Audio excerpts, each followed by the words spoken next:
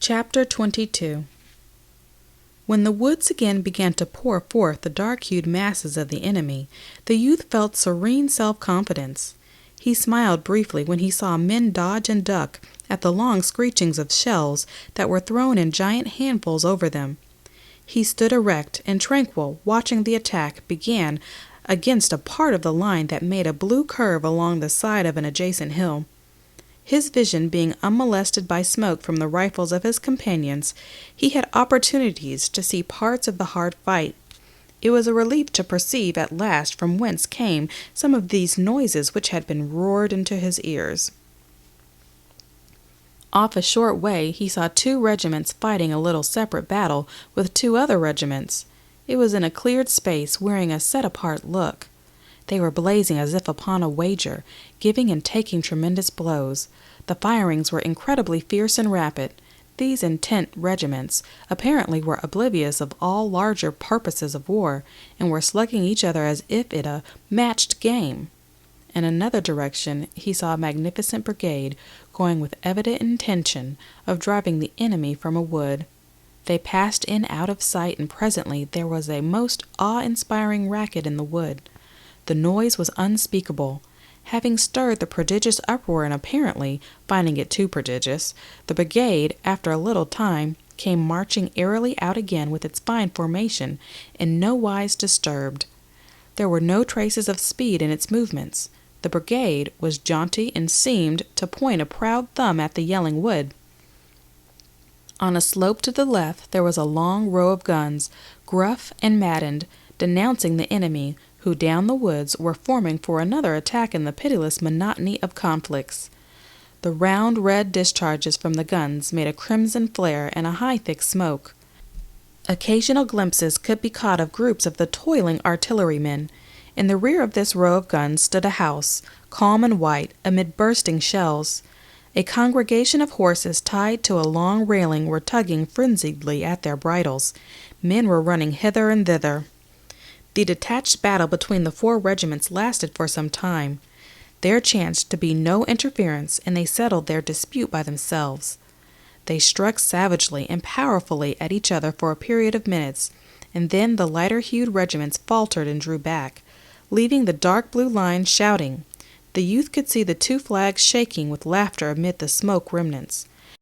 Presently there was a stillness, pregnant with meaning. The blue line shifted and changed a trifle, and stared expectantly at the silent woods and fields before them.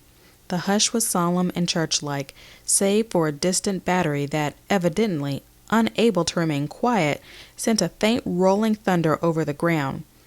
It irritated like the noises of unimpressed boys. The men imagined that it would prevent their perched ears from hearing the first words of the new battle. Of a sudden, the guns on the slope roared out a message of warning. A spluttering sound had begun in the woods. It swelled with amazing speed to a profound clamor that involved the earth in noises. The splitting crashes swept along the lines until an interminable roar was developed. To those in the midst of it, it became a din fitted to the universe. It was the whirring and thumping of gigantic machinery, complications among the smaller stars. The youth's ears were filled up. They were incapable of hearing more. On an incline over which a road wound, he saw wild and desperate rushes of men perpetually backward and forward in riotous surges. These parts of the opposing armies were 2 long waves that pitched upon each other madly at dictated points. To and fro they swelled. Sometimes one side, by its yells and cheers, would proclaim decisive blows, but a moment later the other side would be all yells and cheers. Once the youth saw a spray of light forms go in hound-like leaps toward the waving blue lines. There was much howling, and presently it went away with a vast mouthful of prisoners. Again he saw a blue wave dash with such thunderous force against a gray obstruction that it seemed to clear the earth of it, and leave nothing but trampled sod. And away in their swift and deadly rushes, to and fro, the men screamed and yelled like maniacs. Particular pieces of fence or secure positions behind collection of trees were wrangled over, as gold thrones or pearl bedsteads. There were desperate lunges at these chosen spots, seemingly every instant, and most of them were bandied like light toys between the contending forces. The youth could not tell from the battle flags flying like crimson foam in many directions which color of cloth was winning. His emaciated regiment bustled forth with undiminished fierceness when its time came. When assaulted again by bullets, the men burst out in a barbaric cry of rage and pain.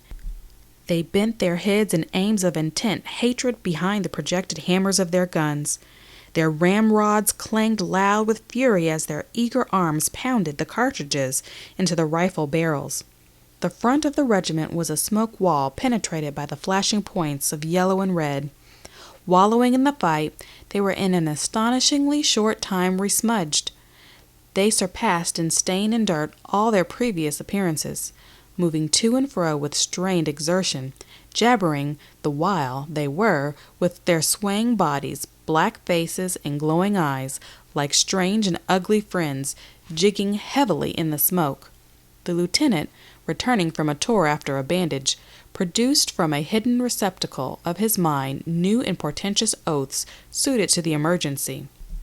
Strings of expletives he swung lash-like over the backs of his men, and it was evident that his previous efforts had in no wise impaired his resources. The youth, still the bearer of the colors, did not feel his idleness. He was deeply absorbed as a spectator. The crash and swing of the great drama made him lean forward, intent-eyed, his face working in small contortions. Sometimes he prattled, words coming unconsciously from him in grotesque exclamations. He did not know that he breathed, that the flag hung silently over him, so absorbed was he. A formidable line of the enemy came within dangerous range. They could be seen plainly, tall, gaunt men with excited faces running with long strides toward a wandering fence. At sight of this danger, the men suddenly ceased their cursing monotone. There was an instant of strained silence before they threw up their rifles and fired a plumping volley at the foes. There had been no order given. The men, upon recognizing the menace, had immediately let drive their flock of bullets without waiting for a word of command. But the enemy were quick to gain the protection of the wandering line of fence.